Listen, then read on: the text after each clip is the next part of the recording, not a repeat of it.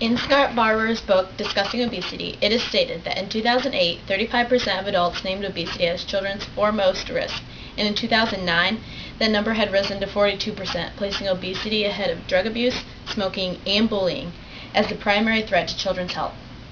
Not only do we see obesity threatening the lives of children, but it also threatens the lives of many adults. My objective is to inform you on what obesity is, the diagnosis process, the health risks, and I'll provide plans to limit the epidemic and spare the lives of those affected by it. Obesity is an abnormal accumulation of body fat, usually 20% or more over an individual's ideal body weight. Tom and Gina Metcalf talk in their book that obesity is linked with increased risk of illness, disability, and most often death. They said, the cause of obesity is the consumption of more calories than the body is able to burn off, and these excess calories are then stored as fat tissue. In M.N. Jimerson's book, he talks about the difference between essential fat and storage fat. Essential fat consists of needed fat in the bone marrow, heart, lungs, spleen, kidneys, intestines, muscles, and the nervous system, which is required for energy.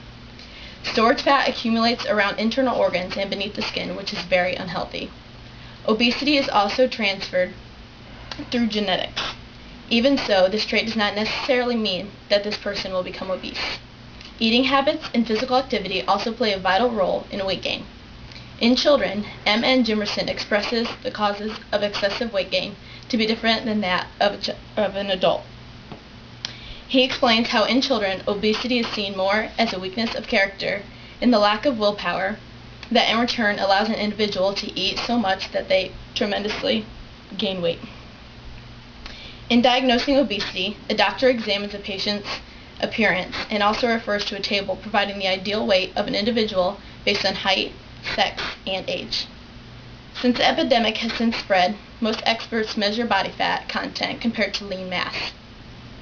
A person may also be diagnosed with obesity by body mass index, also referred to as BMI.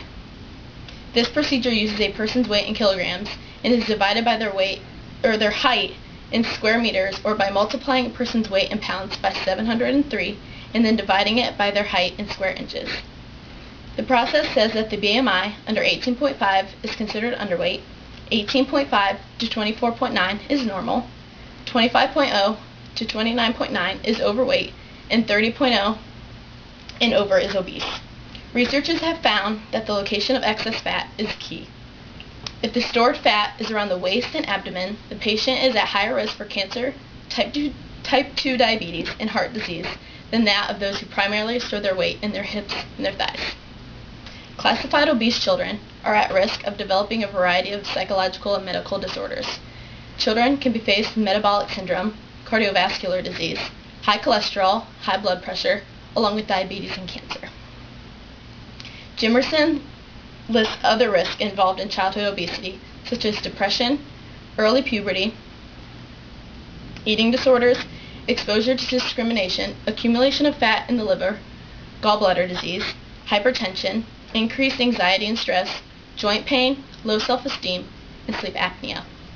In those who are severely obese, the length of life can be reduced from 5 to 20 years, and the children that are diagnosed with the disease are expected to live shorter lives than their parents.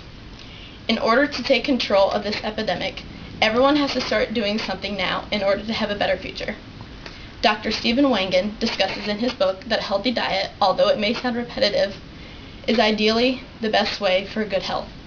In order to protect children from contracting unhealthy eating habits, the marketing of junk food to children needs to vanish.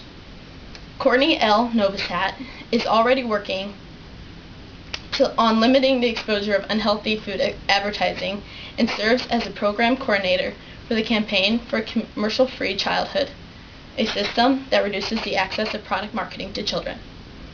The U.S. Department of Health and Human Services has provided much of the needed groundwork to do away with obesity by creating a website that lists steps to a better tomorrow. Others are on the path to a better future, but it's up to those who are affected to buckle down and save their own life.